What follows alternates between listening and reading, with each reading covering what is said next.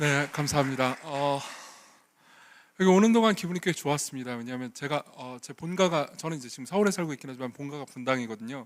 그래가지고 오는 길이기도 했고요. 광주 오는 길이라서 그것도 기분 좋았고 또 이렇게 아름다운 교회가 잘 세워진 것을 보면서 너무 좋다. 그리고 일부 예배도 드리면서 너무 좋다 이런 생각이 들었습니다. 기분이 나빠지기도 했습니다. 왜냐하면은 여기 있는 교육자분들이 너무 잘생긴 거예요. 짜증이 나게. 일단 윤지영 목사님 잘생긴 건 원래 알고 있었고요. 그리고 찬양하려고 딱 했는데 찬양 인도하는 전사님이시죠. 짜증이 확 올라오는 겁니다. 그래서 저는 어렸을 때부터 항상 그러니까 거울을 보면서 나는 못생겼구나 그러면서 정체성을 확인하면서 살았는데 완전 그랬죠. 그렇게 막 좋지는 않았습니다. 대신 이제 어렸을 때 스스로에 대해서 자부심을 느낀 건 있었습니다. 왜냐하면 저는 약간 그런 거 있잖아요. 좀 스스로 생각할 때 똑똑하다고 생각했습니다. IQ가 높고 그리고 뭐 그냥 공부도 좀 했던 것 같아요. 그러니까 이제 나는 똑똑해 못생겼지만 이런 식으로 생각을 하면서 살았습니다. 그렇지만 그러니까 삶이 그렇게 녹록지는 않았습니다. 특히 관계에 있어서는 삶이 좀 어려운 것도 많았어요. 저는 남중남고를 나왔습니다. 그리고 제 위에는 형이 있고요. 그리고 아래에는 남동생이 있습니다. 분위기 아시겠죠? 근데 그런 집의 어머님은 저희 이제 어머님 참 교양 있는 분이시지만 절대로 집에서 나긋나긋하게 이야기하실 수 없습니다. 그건 불가능해요. 왜냐하면 통제가 안 되거든요. 남자 넷을 통제해야 된단 말이에요. 그러면은 절대로 나긋나긋하게 이야기할 수 없습니다. 항상 어머님은 소리를 지르셨어요. 밥 먹어, 자, 뭐 학교 가, 꺼져, 뭐 이런 거밖에 없었어요. 그러다 보니까 이제 대화를 하는 법을 거의 배울 일이 없었죠. 물론 저는 교회를 다녔습니다. 저희 집은 기독교 가정이 아니었고 제가 제일 먼저 교회를 다녔기 때문에 중학교 1학년 때부터 교회를 다녔는데, 그러니까 뭐라고 해야 될까요? 그 어떤 여성도 저와 대화를 나눠주지는 않았단 말이에요. 그러다 보니까 대화를 하는 법을 알 수가 없어요. 뭐 남중남고에서 무슨 대화를 해요? 몸으로 대화를 했죠. 싸우면서. 근데 이제 그러다 보니까는 항상 여성들을 만날 일도 없고 저는 이제 고등학교 때 굉장히 연애를 하고 싶어 했습니다. 근데 이제 그런 이야기들을 엄마한테 항상 이야기할 때마다 엄마는 거짓말을 하셨죠. 늘 모든 어머님들은 그럴 때 거짓말을 하세요. 정규야, 걱정하지 말고 열심히 공부만 하렴. 네가 열심히 공부해서 좋은 대학교에 들어가면은 여자들이 줄을 설 거야. 제가 무슨 편의점 직원이냐고요. 대학에 갔고 당연히 그런 일은 없었습니다. 근데 저는 이제 20살 때 수련회를 한번 갔다가 굉장히 크게 은혜를 받았습니다. 그때 뜨겁게 예수 그리스도를 만났고요. 제 죄를 회개하고 이제 그분이 내 삶의 주인이다 라고 삶을 살아갔죠. 그러다 보니까는 교회를 되게 열심히 나갔을 거 아니에요. 그러니까 자연스럽게 교회 누나들이 저를 굉장히 예뻐해 줬습니다. 교회 누나들 엄청 예뻐해 줬단 말이에요. 물론 그 중에서 저랑 사귈 생각이 있는 누나는 한 명도 없었어요. 근데 생각해보세요. 외모가 그다지 매력적이지 않고 그리고 대화를 거의 할 줄 모르는 20살짜리 남자애를 좋아할 20살 여성은 없단 말이에요. 혹시 20살짜리 남자애 있다면 죄송합니다만 어쨌든 없어요. 그러다 보니까 저는 이제 대학에 가서도 너무너무 연애를 하고 싶어 했죠. 그리고 항상 이제 그런 불평들을 누나들한테 이야기를 했습니다. 누나들이 되게 예뻐했어요. 그러니까 교회 되게 열심히 나오고 시키는 거 다 하고 그리고 막 기도할 때 막 주여 삼창 크게 하고 막 그럼 얼마나 예뻐요. 아닌가요? 어쨌든 누님들 예쁘잖아요. 그래서 예쁨은 많이 받고 있었습니다. 근데 이제 늘 뭐 연애 못 해가지고 괴로워하니까 제 연애는 누나들의 초미의 관심사였죠. 그러다가 이제 제가 대학교 1학년 때 데이트 비스무리한 걸 할 만한 기회가 한 번 있었습니다. 이제 어떤 여성분하고 동갑내기 여성분하고 점심 식사를 할 기회가 있었던 거죠. 근데 제가 만일 겸손했다면 마땅히 누나들한테 연락을 해가지고 데이트를 어떻게 해야 되는지 자문을 구했을 겁니다. 그러나 문제는 제가 독단적이고 교만했다는 거죠. 그래서 어떻게 했냐? 혼자 결정을 했습니다. 그리고 이제 생각을 한 겁니다. 내일 데이트를 해야 되는데 점심을 뭐 먹지? 맛있는 걸 먹어야 되잖아요. 근데 그때 당시 제 입장에서 맛있는 음식은 사실 지금도 비슷하긴 한데 맛있는 음식은 두 개밖에 없습니다. 제육볶음이랑 돈가스죠. 그리고 생각을 했던 겁니다. 돈가스를 먹자. 돈가스를 먹어야지. 근데 그때 당시 제가 다녔던 학교는 우주 최강의 가성비 돈가스를 팔고 있었어요. 그래서 생각을 했죠. 학식 돈가스를 먹자. 그래서 이제 학생 식당으로 가기로 했습니다. 뭐 탄식이 터져 나오는데 아직 시작도 안 했어요. 그래서 이제 만났습니다. 만나가지고 돈가스를 썰었죠. 뭐 아직까지는 뭐 부담 안 주는 전략이다 이렇게 이해할 수도 있습니다. 그러고 나서 대화를 해야 될 거 아니에요. 근데 대화를 할 줄 알았어야죠. 뭐 대화라는 게 원래 이런 거잖아요. 상대방이 하는 말을 듣고 공감해주고, 그리고 거기에 대한 반응을 보이고, 그리고 내가 하고 싶은 이야기를 하고, 그리고 그 이야기를 잘 듣는지를 확인하면서 티키타카 왔다 갔다, 이게 대화잖아요. 그죠? 근데 그런 걸 해본 적이 없단 말이에요. 그러니까 지 하고 싶은 얘기만 했겠죠. 근데 문제는 뭐냐면 지 하고 싶은 얘기가 문제가 많았습니다. 왜냐하면 저는 좀 약간 이상한 덕후였고, 책 보는 걸 엄청나게 좋아했고, 뭔가 몰입하면 빠져나오지 못하는 사람이었단 말이에요. 근데 그때 당시 제가 관심 있는 건 두 가지였습니다. 하나는 반지의 제왕이었어요. 반지의 제왕 아무도 모를 때였어요. 반지의 제왕 영화도 나오기 전이었어요. 소설 보고 너무 좋아해서 요정어까지 공부할 정도였어요. 그러니까 뭔가 이상하죠. 그리고 또 하나 제가 좋아했던 건 히틀러였습니다. 그러니까 히틀러는 좋은 사람이라고 생각했던 건 아니에요. 당연히 그런 나쁜 놈이죠.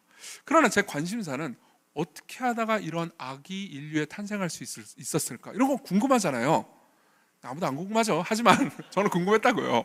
그러니까 사회사적으로, 역사적으로, 그리고 심리학적으로 그게 어떻게 이루어진 건지 되게 궁금했습니다. 그러니까 책을 많이 봤죠. 그래서 제가 그분 만나가지고 무슨 얘기했겠어요? 네, 히틀러 얘기했어요. 그러니까 당연히 그러니까 지루했겠죠. 근데 어쨌든 상대방이 듣든 말든 저는 지 하고 싶은 얘기만 했습니다. 그러고 나서 이제 밥을 다 먹었습니다. 그럼 그 다음 뭘 해야 되죠? 근데 보통 차 마시고 커피 마시고 그러잖아요. 근데 더 이상 하면 안 될 것 같긴 하죠. 근데 이제 그때 제가 생각을 했습니다. 어떻게 해야 되지? 그러고 나서 매력 어필을 해야겠다. 근데 이제 매력을 어떻게 어필할 것인가? 제가 잘하는 걸 보여주면 되지 않을까라는 생각이 들었습니다. 제가 뭘 잘했냐면 저 오락 게임을 진짜 잘했어요. 예. 그러니까 어느 정도로 그런 거 있잖아요. 1대1 대전 액션 게임, 싸우는 게임 있잖아요. 그래서 제가 어느 정도로 잘했냐면은 그때 당시 압구정에 굉장히 유명한 오락실이 있었습니다. 전국의 고수들이 모이는 오락실이었어요. 근데 그때 제가 거기 가서 킹 오브 파이터즈를 하잖아요. 그러면 그러니까 사람들이 다 몰려서 구경할 정도였어요. 그때는 프로게이머가 없었는데 만약 그때 프로게이머라는 직업이 있었으면 저는 그걸 했을 겁니다. 전국에서 진짜 다섯 손가락 안에 들어갔을 거예요. 그러니까 생각을 했던 거죠. 내가 압구정에서도 날아다니는 사람인데 우리 학교 오락실 정도야 당연히 평정할 수 있지라는 생각이 든 거예요. 그래서 그분을 오락실로 데려갔어요. 그러고 서 이제 오락을 했죠. 오락을 이제 보여주려고 한 거예요. 뭐 한 판을 끝냈습니다. 자, 오락을 하면 뭘 하게 되죠? 집중을 하게 되잖아요. 그죠? 그러고 나서 이기고 나서 옆을 보니까 사라지셨습니다.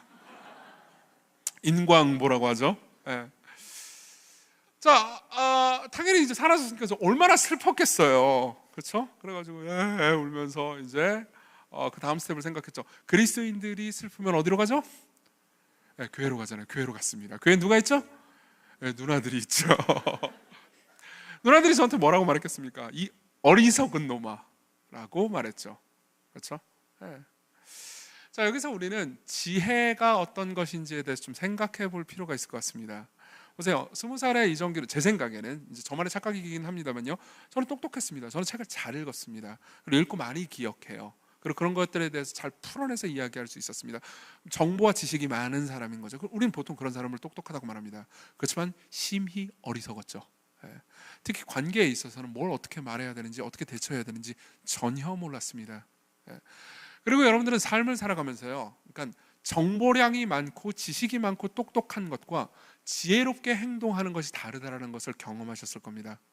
학벌이 좋고 많은 것들을 배웠고 굉장히 많은 지식이 있는 사람도 대단히 어리석게 행동합니다. 그리고 반대로요, 배운 것이 거의 없고 그리고 실제로 정보량에 있어서도 아는 것들이 그렇게 많지는 않지만요, 항상 어떤 선택이든 내리는 선택마다 지혜롭게 선택하는 사람들이 있죠. 그렇죠? 그리고 우리는 거기서 지식과 지혜의 차이를 구분합니다. 그리고 생각하죠. 나도 지혜로운 사람이 되고 싶다. 그렇죠? 혹은 그보다 더 많이 생각하죠. 저 녀석은 참으로 어리석구나. 그럼 우리는 물어볼 수 있습니다. 어떻게 우리는 지혜로운 사람이 될 수 있을까요? 우리가 처음 읽었던 본문, 요한복음의 본문은 예수께서 하신 말씀입니다. 한 알이 밀알이 땅에 떨어져 죽으면 많은 열매를 맺는다라는 말씀이죠.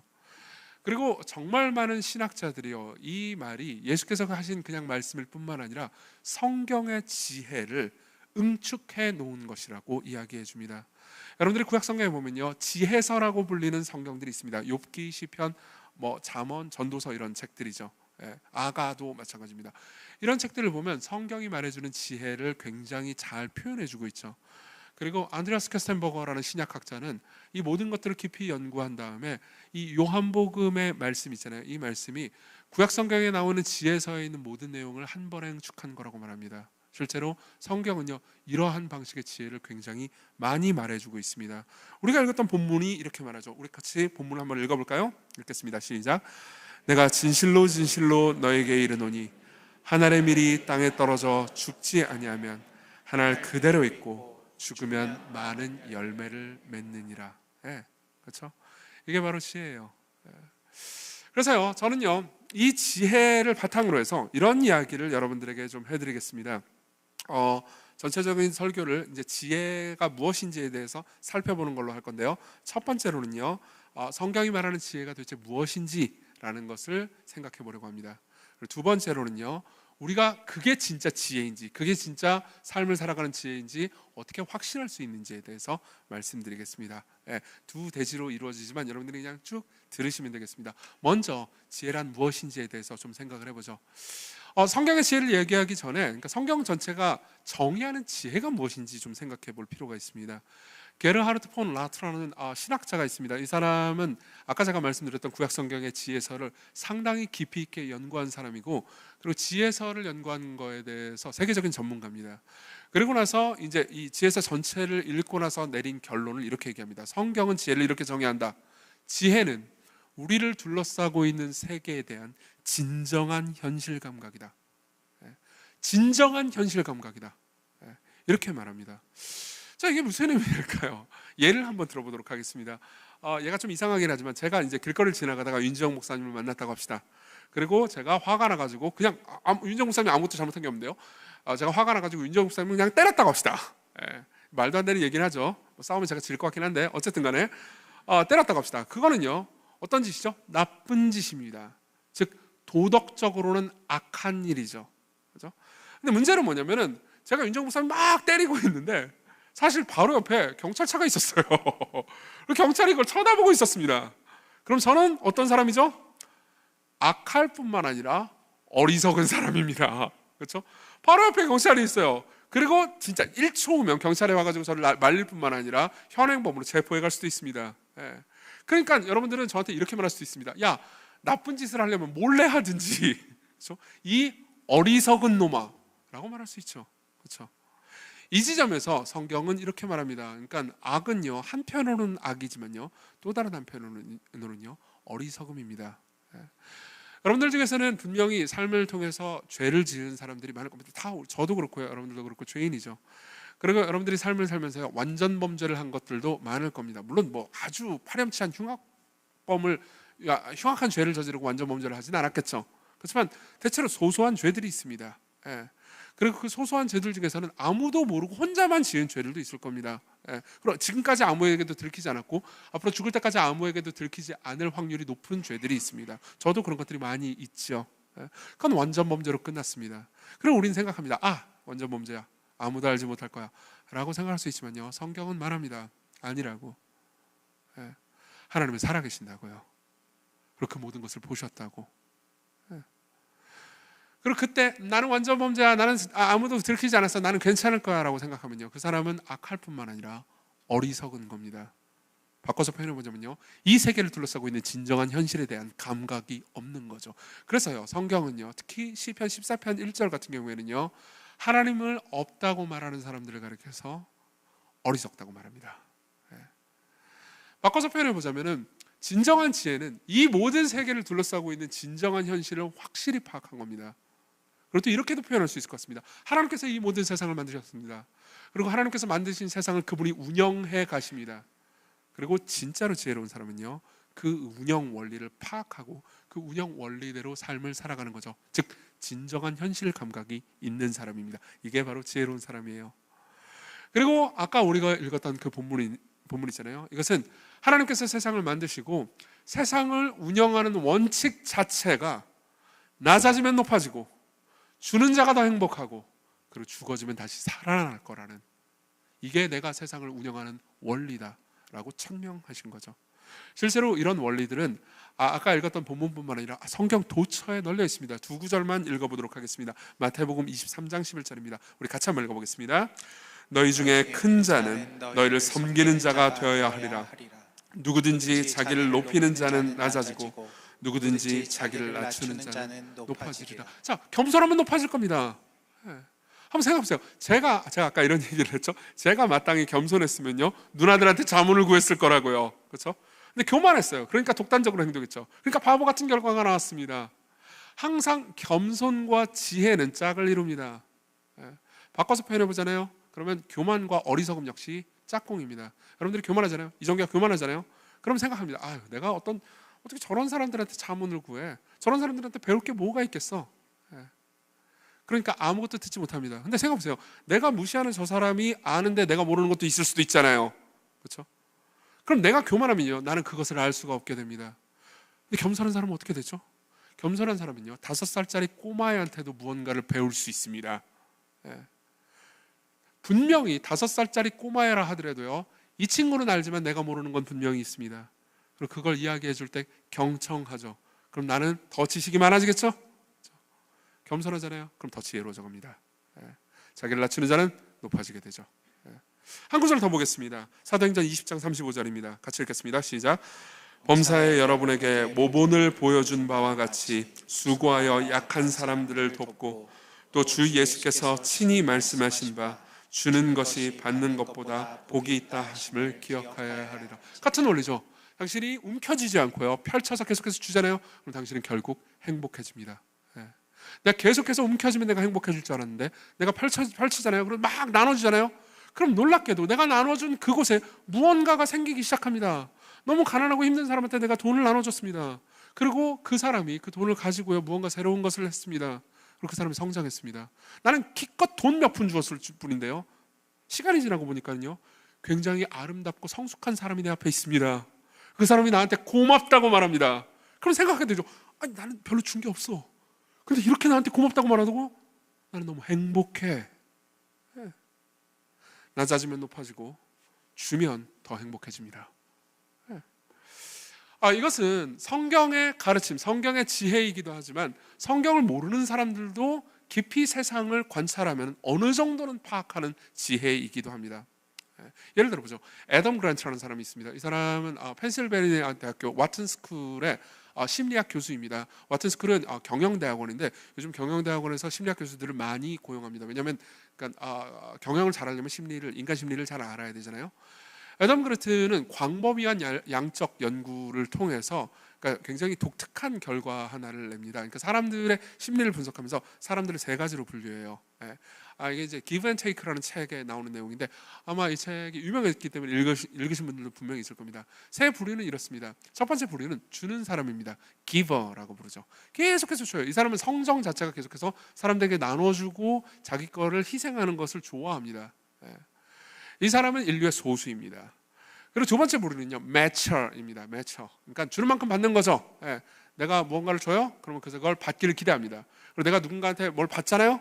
그러면 내가 그만큼 주지 않으면 못 견딥니다. 이게 매처예요. 인류의 대다수를 차지합니다. 매처 그러니까 좀 어렵잖아요. 또이또이라고 합시다. 또이또이입니다. 세 번째 부류는요, 뺏는 사람입니다.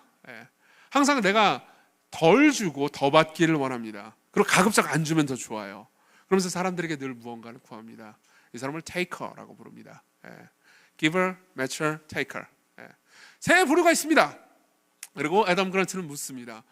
이 중에서 성적이든 뭐 돈이든 사회적인 성공이든 실패든 제일 밑바닥에 있는 사람들이 누굴까요? 라고 묻습니다. 누굴까요?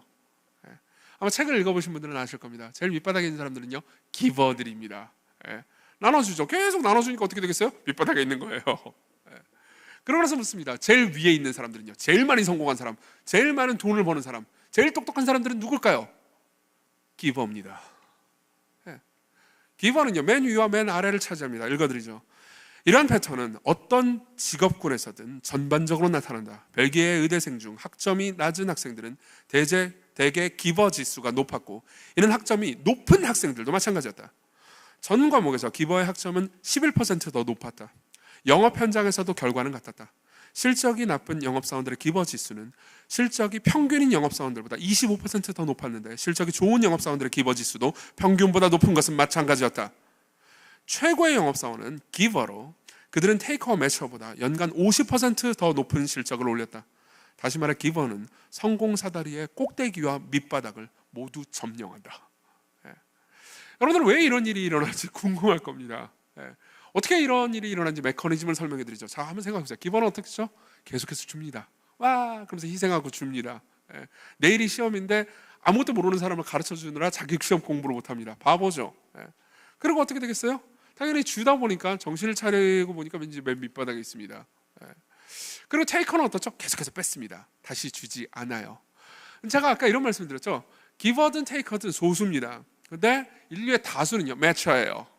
근데 매처는 어떤 사람들이냐면, 그러니까 이제 내가 이제 상대방한테 준 만큼 상대방이 나한테 다시 돌아오기를 기대하는 것도 있지만, 상대방이 뭘 주잖아요. 그럼 다시 못 돌려주면 불편해요. 여러분들 많은 분들이 그러실 겁니다. 누가 나 밥 사주면 고마워요 하지만 집에 가서 아씨 내가 언제 다시 똑같은 밥을 사주지? 고민하시는 분들 있잖아요. 불편합니다. 예. 축의금으로 얼마 받으면 그러면 내가 그걸 엑셀 파일에 다 기록해놓고 내가 이만큼 똑같이 줘야지 물가를 감안해가지고 조금 더 줘야 되나 이런 걸 고민하는 분들이 분명히 있을 겁니다. 웃으시는 분들 계시네요. 매출이에요. 이런 사람들은 처음에 기버로부터 받을 때 어떤 생각이 들까요? 감사하죠. 그리고 당장 갚을 필요는 없어요. 그렇지만 마음속이 불편합니다. 늘. 그리고 한참 시간이 지나고 본인이 조금 어느 정도 성공하고 자리를 잡잖아요. 그럼 어떻게 될까요? 다시 돌려줘요. 그리고 기버는요, 정신을 차리고 보니까 어떻게 돼 있을까요? 처음에는 잃습니다. 그리고 꼴찌와 밑바닥을 차지합니다. 그리고 시간이 지나잖아요. 시간이 지나고 매처들이 자기가 받았던 걸 하나씩 주기 시작하잖아요. 그럼 정신을 차리고 보니까 올라가 있는 거예요. 이게 메커니즘입니다. 물론 모든 경우에 다 그렇다고 일률적으로 말하기는 쉽지 않을 겁니다. 하지만 대체로 그렇다는 거죠. 그리고 이것은요, 성경이 말해주는 세계를 하나님께서 이 세계를 운영할 때 이런 방식으로 돌아가도록 운영하셨다라는 것을 어느 정도 설명해 주죠. 물론 애덤 그랜트가요 진정으로 성경의 지혜의 원리를 다 파악해가지고 우리에게 전달해 주는 건 아닙니다. 실제로 이 책을 읽다 보면요 결국은 성경의 윤리와 어긋나는 지점이 있습니다. 예를 들어보죠. 읽어드리겠습니다. 성공한 기버들은 결국 테이커를 만나면 매처처럼 행동한다. 여러 연구가 보여주듯 신뢰를 쌓기는 어려워도 무너뜨리기는 쉬우므로 처음에는 기버로 시작하는 것이 현명하다. 그렇지만 상대가 테이커라는 것이 분명해지면 기버는 행동 양식을 매처의 전략으로 바꿔야 한다. 무슨 말이냐면 적당히 하라는 거죠. 그러니까 아주 손해보내지는 말라는 겁니다. 그리고 이 지점에서 성경은 다릅니다. 결국은 끝까지 희생하라고 말하죠. 이게 성경의 원리예요. 성경의 지혜고요. 성경은 애덤 그랜트와는 달리, 애덤 그랜트는 어느 정도 파악했지만요 성경은 아주 다르게 얘기합니다. 괜찮다. 끝까지 주어도 된다. 너희 아버지는 부자다. 너희 아버지가 창조주다. 너희 아버지가 모든 것을 갚아주실 것이다. 이 지점에서 여러분들은 잠깐 적용을 좀 해볼 필요가 있을 것 같습니다. 여러분들은 어떤 생각이 드셨습니까? 여러분들 중에서는 분명히 성경의 여러 명령들이 나를 위협한다고 느끼는 부분들도 있을 겁니다. 성경이 주장하는 여러 명령들 있죠. 그 명령들을 보면서 어떻게 이렇게 살란 말이야. 이렇게 살면 결국 내가 손해보지 않겠어? 이건 너무 가혹해 라고 생각하는 분들이 있을 겁니다. 특히나 이런 것들이죠.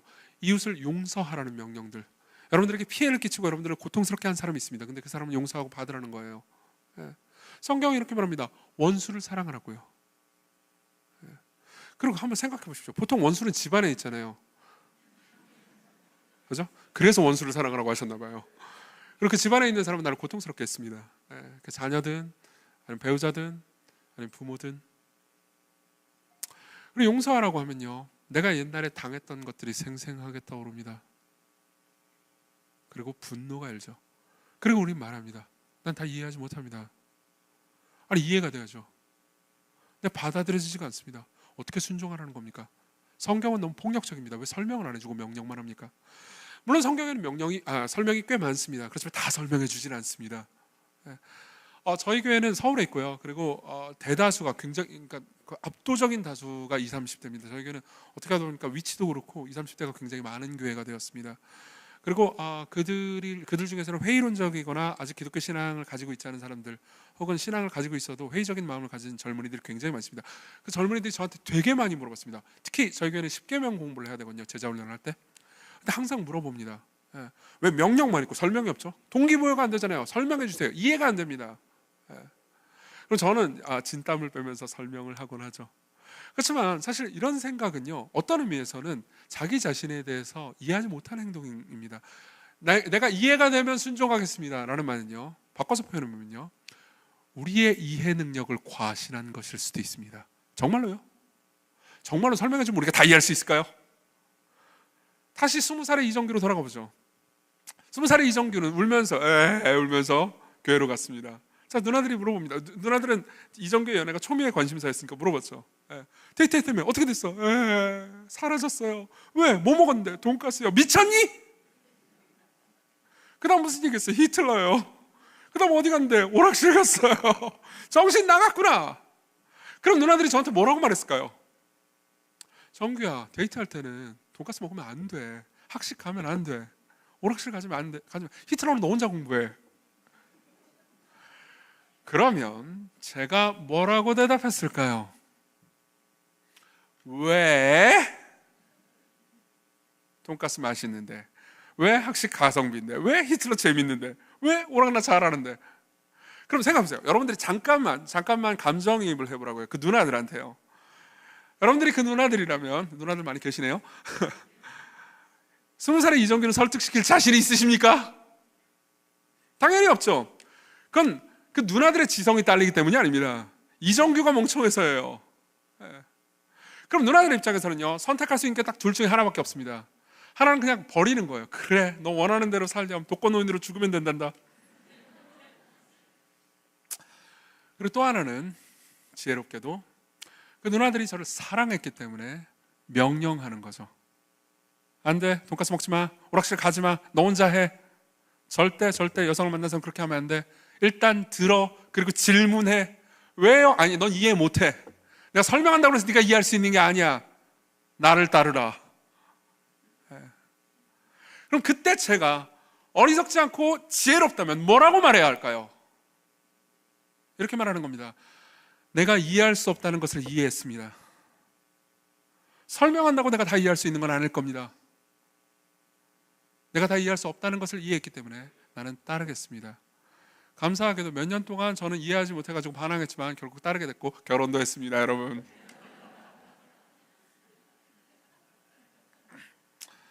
보세요, 여러분들에게는 이해되지 않는 다양한 상황들이 있을 겁니다.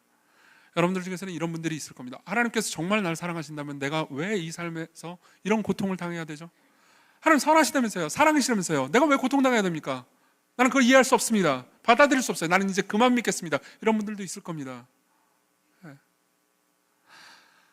다 설명해 줄 수는 없어요. 그렇지만 그분에게는 계획이 있습니다. 그걸 받아들이십시오. 그게 지혜예요. 두 번째로 넘어가죠. 그럼 이게 지혜라는 것을 어떻게 받아들일 수 있을까요? 어떻게 확신할 수 있을까요? 여기 앉아 계신 분들 중에서는 지금까지 얘기가 참 좋다라고 느끼는 분들도 계시겠지만, 소수가. 근데 어떤 분들은 저 다른 교회에서 와가지고 저 목사가 우리를 가스라이팅 하려고 왔구나라고 생각하는 분들도 있을 거예요. 저렇게 살면 호구만 되지. 아유. 자, 그런 분들을 위해서 제가 이런 말씀을 드리죠. 보세요. 여기 계신 분들 중에서는 이 세계를 둘러싼 진정한 현실이 하나님께서 만드신 창조 세계에서 하나님께서 운영하시는 세계라는 것을 못 믿는 분들도 있을 겁니다. 아직 기독교인이 아닌 분들도 있을 거예요. 그리고 그런 분들 중에서는 이런 분들도 있을 겁니다. 보여줘 보세요. 신이 있으면 보여주라고요. 그렇지 않으면 내가 어떻게 믿습니까? 라고 생각하는 분들도 있을 겁니다. 그런 분들을 위해서 짧게 이야기 하나를 해드리겠습니다. 보세요. 유리 가가린이라고 아십니까? 유리겔라 아니에요. 유리겔라는 숟가락 구부러뜨린 사람이고, 가가멜도 아닙니다. 가가멜 스머프예요. 스머프에 있는 나쁜 놈. 유리 가가린은 인류 최초의 우주 비행사였습니다. 최초로 대기권 바깥으로 나가서 우주로 나가본 사람이죠. 그때 당시 냉전 시대였고 미국과 소련이요 서로 우주 전쟁을 하고 있었을 때였습니다. 그리고 최초에는 소련이 이겼죠. 소련이 최초로 인류를 대기권 바깥으로 보냈습니다. 그리고 유리 가가린은요 거기서 푸르른 지구를 보면서 이렇게 말했습니다. 자기는 이제 그 사람 무신론자였어요.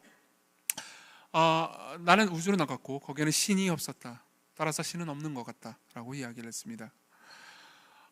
논리적으로 그렇게 말이 되는 말은 아니지만 당시의 소련은요 이 말을 좀 진지하게 받아들였던 것 같습니다. 그때 당시 소련의 공산당 제1서기장이었던 니키타 흐루시초프는 이렇게 말했습니다. 유리 가가린이 우주로 나갔고 거기에는 신이 없었다. 우리 소비에트 연방의 공식적인 신조는 무신론이며 우리는 여기에 대해서 그 어느 때보다도 더 많은 증거를 가지게 되었다라고 발표를 합니다. 그리고 이 말은요, 서방 세계에 정말 많은 사람들에게 비웃음을 샀습니다. 실제로 서방 세계 많은 학자들은, 특히 무신론자들조차도 아니, 무신론을 그렇게 입증하는 게 어딨어? 라고 이야기를 했죠. 근데 그때 당시 이 이야기를 진지하게 대응한 그리스도인들도 있었습니다. C.S. 루이스였죠. 루이스는 옥스퍼드의 영문학자인 동시에 경건한 그리스도인이었습니다. 그리고 루이스는 여기에 대해서 짧은 칼럼 하나를 씁니다. Seeing Eyes라는, 보는 눈이라는 제목의 칼럼이죠. 이 칼럼의 내용은 간단합니다. 이렇게 얘기해 줍니다. 이 소련 사람들은 우주로 나갔는데 거기에 신을 발견하지 못했다고 해서 신이 없다고 말합니다. 이들은 인간이 하나님을 만나는 것을 궁극적으로 오해하고 있습니다. 많은 사람들은 인간이 하나님을 만난다는 것이 마치 1층에 있다가 2층으로 올라가면 만날 수 있는 존재처럼 생각합니다. 그렇지 않아요. 인간이 하나님을 만난다는 것은, 잘 들어보십시오, 햄릿이 셰익스피어를 만나는 것과 같습니다. 셰익스피어 모르세요 혹시? 네, 보세요. 셰익스피어는 극작가고요, 햄릿은요 셰익스피어가 만든 희곡의 이름인 동시에 주인공 이름입니다. 거기서 햄릿이요, 와, 나는 셰익스피어가 있다는 소리를 들었는데 그럼 내가 살고 있는 이 세계관에서 셰익스피어를 찾아봐야겠어. 그리고 막 찾습니다. 아무리 찾아도 없어. 셰익스피어가 있다는 말은 거짓말이야. 나는 무 셰익스피어론자야 라고 말하면요, 여러분들은 햄릿한테 뭐라고 말하겠습니까? 너의 존재 자체가 너를 만든 작가의 존재를 입증하지 않겠어? 라고 물어볼 겁니다. 그죠? 네. 물론 이 한 개의 논증으로 제가 무신론을 다 부셨다고도, 혹은 기독교 유신론을 다 입증했다고 생각하고 싶은 건 아닙니다. 거기에 대해서 이야기하려면 더 긴 이야기가 필요할 겁니다. 그리고 지금 그럴 시간은 없어요. 하지만 제가 이 이야기를 통해서 여러분들에게 전달해주고 싶은 건 이겁니다. 그러면요, 햄릿이 셰익스피어를 만나려면 어떻게 해야 될까요? 어떻게 햄릿은 셰익스피어를 만날 수 있을까요? 그 세계를 돌아다닌다고 만날 수 있는 게 아닙니다. 방법은 딱 하나밖에 없어요. 셰익스피어가 햄릿의 세계로 들어가는 거죠. 햄릿의 세계관 안으로 자기가 들어가는 겁니다. 물론 셰익스피어는 그렇게 할 수 없죠. 하지만 성경의 하나님은 그렇게 하셨습니다. 저는 예전에 비교 종교학을 공부했습니다. 그리고 비교 종교학을 공부하면서 제가 가지고 있었던 확신이 있습니다. 많은 사람들이 신에 대해서 생각하면서 정말 많은 사람들이 질문합니다. 신이 있어? 보여줘봐. 그럼 믿지. 그리고 이 질문에 대해서 진지하게 응답한 종교는 기독교밖에 없습니다. 성경은요, 2000년 전에 팔레스타인에 살던 예수라는 이름의 유대인 남자가요, 단순한 사람이 아니고 하나님이라고 말합니다.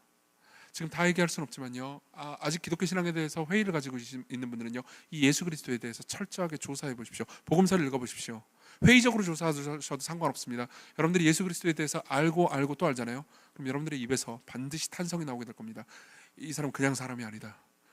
이 사람은 신적 존재다. 이 사람은 그냥 4대 성인 중에 한 명 정도가 아니다. 아니, 그분 스스로가 자기를 자신을 신이라고 여러 번 선언했습니다. 그리고 성경은 이렇게 말합니다. 저 위에 삼위일체 하나님이 계십니다. 그리고 하늘에 천사들과 성도들이 있습니다. 그리고 성부와 성자와 성령 세 위격에 서로 사랑하기 때문에 연합하여 완전한 한 하나님이신 그분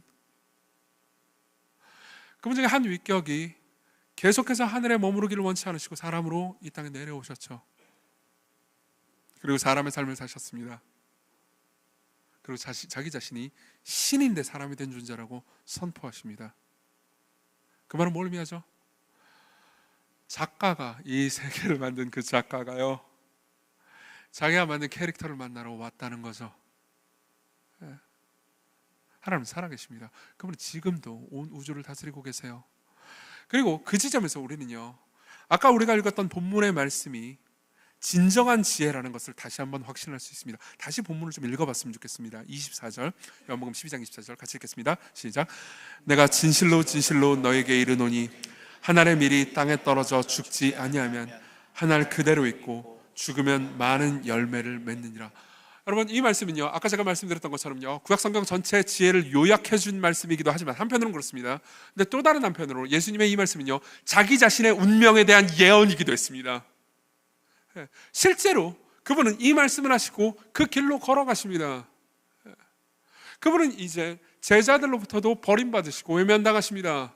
사람들은 그분을 버립니다. 그분은 죽음으로 가십니다. 사실 신이 이 땅에 온 것 자체가 그런 일이었습니다. 예. 생각해보세요. 여러분들이 갑자기 장애인이 됐다고 합시다. 눈이 멀었다고 합시다.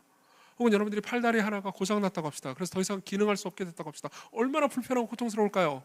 근데 한번 생각해보세요. 전능한 존재가 육체를 입었다고요. 그분은 불편을 입으셨습니다.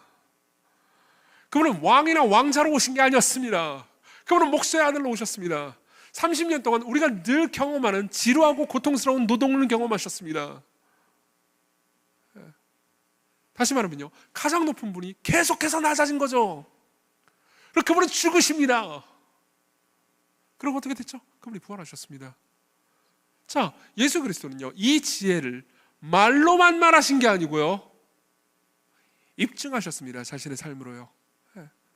이걸요, 이런 식으로 표현해 보겠습니다. 여기 앉아 계신 분들 중에서 직업이 마케팅이나 홍보 담당자 혹은 전문가 분들이 계실 겁니다. 손 들지 마세요. 속으로만 흐뭇해 하세요.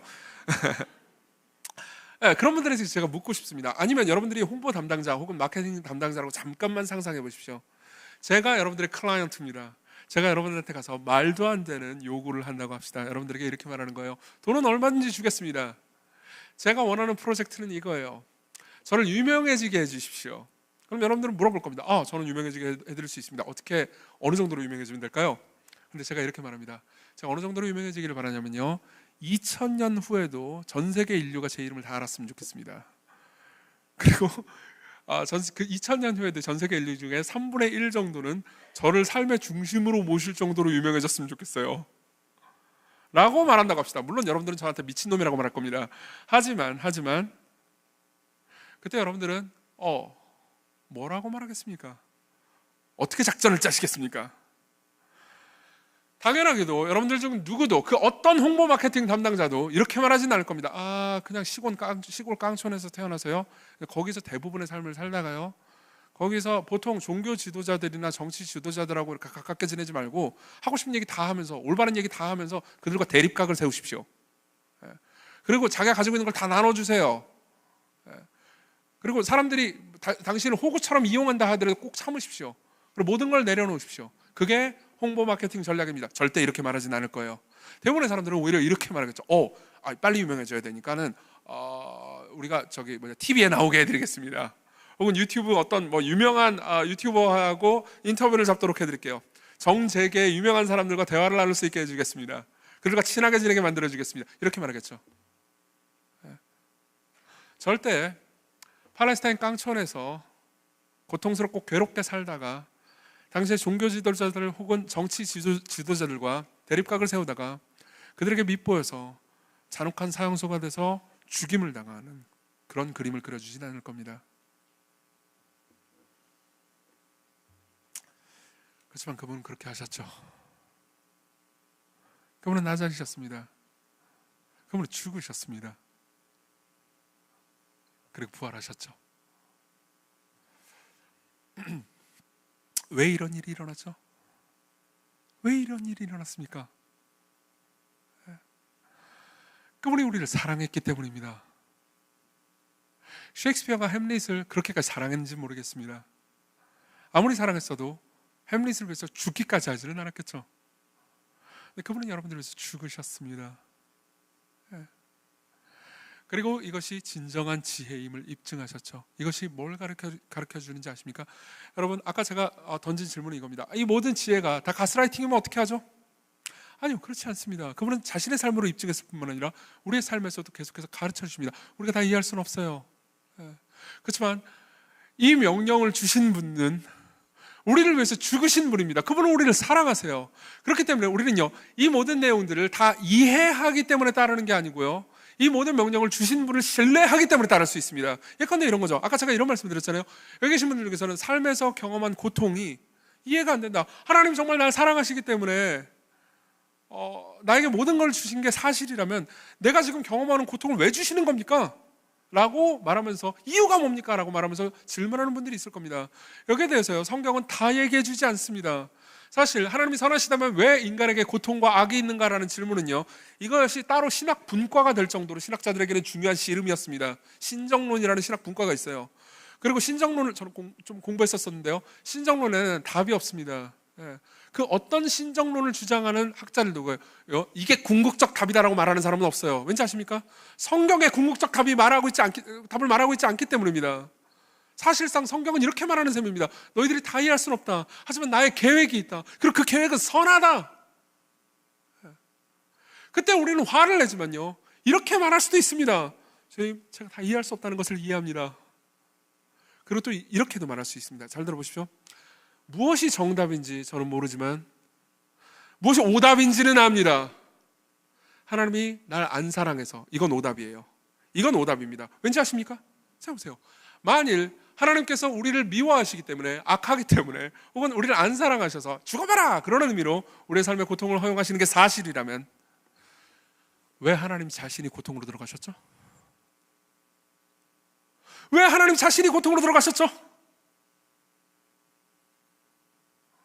그분은 고통을 경험한 분입니다. 여러분, 지구상 어떤 종교의 신도 고통을 면해주겠다고 약속하는 신은 있을지언정 고통을 경험한 신은 없습니다. 우리가 믿는 하나님을 생각해 보십시오. 그분은 고통을 선지하시기 때문에 하시는 정도가 아니고 경험하셨기 때문에 하십니다. 그분은 끔찍한 고통을 겪으셨습니다. 여기 계신 분들 중에서는 죽음으로 자기의 가족을 잃어본 분들이 계실 겁니다. 많이 계시겠죠. 그리고 그게 가까운 시일인 분들도 있을 겁니다. 여전히 공허감과 슬픔이 남아있을 겁니다. 하나님은 여러분들이 가지고 있는 슬픔, 상실감, 그걸 다 아십니다. 단순히 전제하시기 때문에 하시는 정도가 아니에요. 그분은요, 자신의 아들이, 자신의 가장 사랑하는 아들이 십자가에서 잔혹하게 고문당하면서 죽는 걸 보셨어요. 그분은 죽음을 경험으로 하십니다. 상실을 경험으로 하십니다. 그분은 지혜를 경험으로 우리에게 가르쳐 주실 수 있는 분입니다. 그렇기 때문에 우리는요, 우리 삶의 고통의 의미를 다 파악하지는 못할지언정 그것이 왜 답이 아닌지는, 무엇이 오답인지는 확신할 수 있습니다. 예를 한번 들어볼까요? 마리아를 한번 생각해 보십시오. 마리아가 있습니다. 예수님의 어머니 마리아요. 그리고 십자가 아래에 있습니다. 십자가 아래에서 자신의 아들이 죽는 것을 봅니다. 끔찍하게 고통당하면서 괴로워하고 있죠. 그때 마리아의 심정은 어땠을까요? 자신의 자식이, 혹시 여기 계신 분들 중에서 그런 분들이 계신지 모르겠는데요, 자녀가 먼저 죽는다는 건 정말 끔찍한 일이에요. 그것도 이 끔찍하게 잔혹한 십자가에서 피를 뚝뚝 떨어뜨리면서 고통당하는 것을 보는 것은요, 엄청나게 괴로운 일일 겁니다. 그녀에게는 그날이 자기 인생 최악의 날이었겠죠. 그러나 생각해 보세요. 시간이 지나고 그분이 부활하시고 마리아는 깨닫게 될 겁니다. 그분이 죽으셨기 때문에 내 죄도 죽었고, 그분이 죽으신 것이 내가 마땅히 받아야 되는 벌을 그분이 나 대신 받으셨기 때문에 내가 이제 용서받을 수 있게 됐고, 그냥 내 아들이라고 생각했던 분이 나의 주요, 나의 구주고 나의 하나님이시라는 것을, 그리고 내가 인생 최악의 날이라고 생각했던 바로 그날이 사실은 내 인생 최고의 날이었음을. 자, 여러분들 모두에게도 똑같을 수 있습니다. 여러분들은 지금 인생 최악의 나날들을 지나고 있는 분들도 있을 겁니다.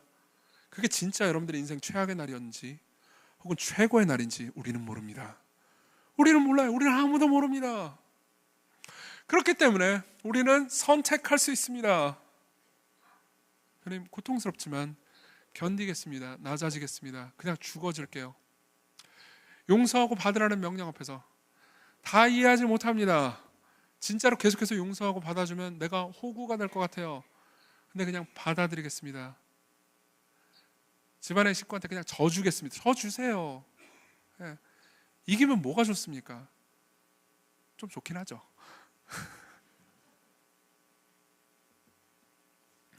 그리고 생각하는 겁니다. 낮아짐으로써 지혜로워지기를 원합니다. 나는 지혜를 봅니다. 그리스도께로 오십시오. 그분이 우리의 지혜입니다. 네. 그리고 생각하는 거죠. 내 삶의 행복을 다시 정의하는 겁니다. 화려하지 않아도 정결하게 사는 삶 반주해 주세요. 가진 것이 적어도 감사하며 사는 삶, 내게 주신 작은 힘 나눠주며 사는 삶, 호구죠. 이것이 나의 삶의 행복이라오. 이것이 행복, 행복이라오. 세상은 알 수 없는, 세상은 알 수 없습니다. 하나님 선물, 이것이 행복, 행복이라오. 같이 찬양하겠습니다.